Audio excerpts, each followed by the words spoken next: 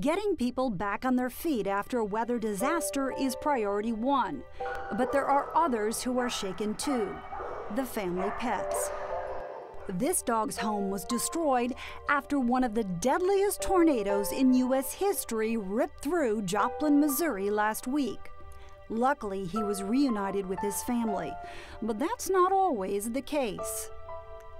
This dog has been sitting in a shelter for the past month after a tornado made her homeless.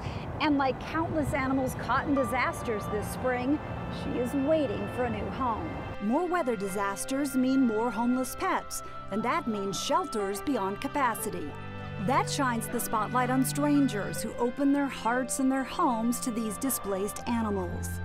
Everybody in America's got a big heart, and I think most of us love animals.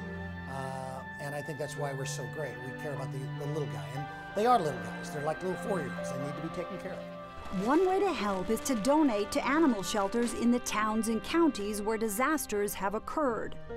But the most important thing these victims need is a place to call home. Heather Tesh, The Weather Channel.